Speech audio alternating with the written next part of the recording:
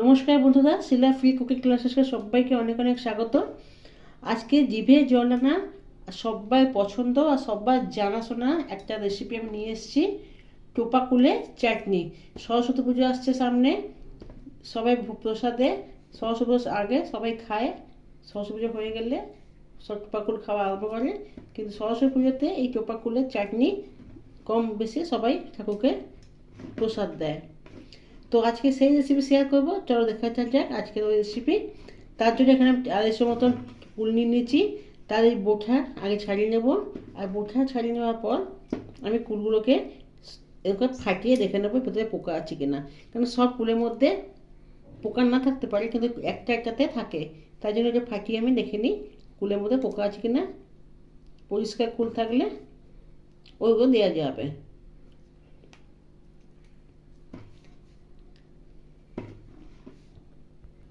সবগুলো কুল এখানে বসে ছাড়িয়ে ফাটিয়ে নিয়েছি। আর চাটনির জন্য যতটা সম্ভব বেশি লাল টুকটুক চুল নিলে, মানে নরম একটু থাকবে, বেশি পেকে যেয়ে থাকবে, ওই চুল কুল নিলে চাটনি ভালো হয়। আর দেখো, আর এই পাকা কুলে ভেতরে নিশ্চয়ই একটা না একটা কুলে পোকা থাকবে। দেখো আমি সবগুলো কুল ফাটিয়েছি, দুটো কুলে পোকা বেরিয়েছে। তবে অবশ্যই কুল চাটনি করবে এরকম একটু ফাটিয়ে দেখে নেবে। তার দ্বারা কুলের ভেতরে রসও ভালো করে ঢুকবে, সব মশলা ঢুকবে, খেতে ভালো লাগবে। আর তাছাড়া কুলের ভেতরে পোকাও ধরা পড়ে যাবে। তো চলো রেসিপি আরম্ভ করি। তার জন্য কড়াই জ্বালিয়ে নিলাম। একটা মশলা বানিয়ে নেবো। আগে দেবো 5 ফোড়ন,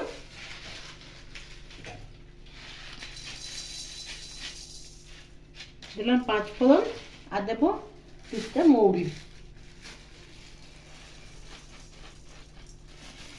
এটাকে কম স্লো ফ্লেমে একটু ভেজে নেব।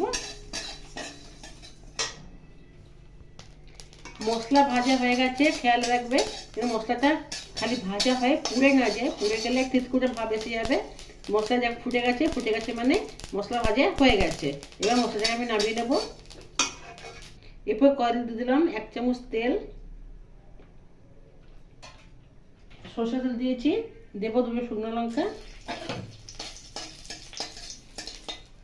লঙ্কাটা একটু নেড়ে চেড়ে ভাজা হয়ে গেলে দিয়ে দেবো এই ফুলগুলো।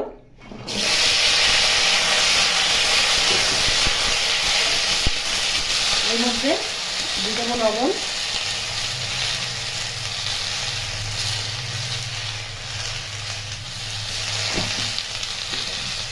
আর দেবো অল্প একটু 1 পিঞ্চ হলুদ গুঁড়ো।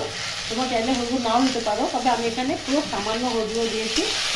একটু নেড়ে চেড়ে নেবো যাতে না পুড়ে যায় ফুলগুলো।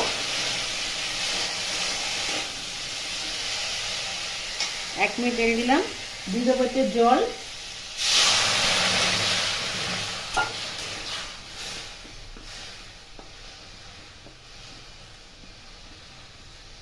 এরপর এর মধ্যে আমি দিয়ে দিলাম চিনি,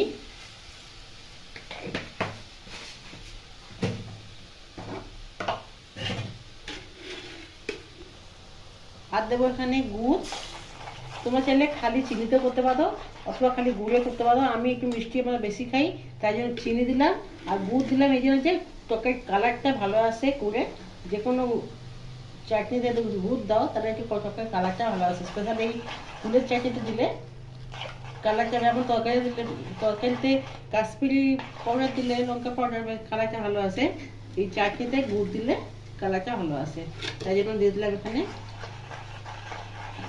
গুড়। মিষ্টির এখানে পরিমাণ বললাম না, যে যেরকম মিষ্টি পছন্দ করো, কেউ কম মিষ্টি পছন্দ করো, কেউ বেশি মিষ্টি পছন্দ করো, সেই অনুযায়ী তোমরা দেবে।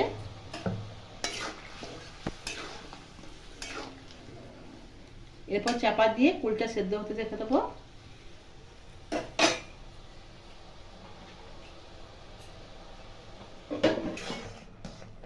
কুল সেদ্ধ হতে বেশি সময় লাগে না, 2 মিনিটের পর চলে এলাম। এখানে দেখো কুল সব ফুলে গেছে, ভালো মতো সেদ্ধ হয়ে গেছে।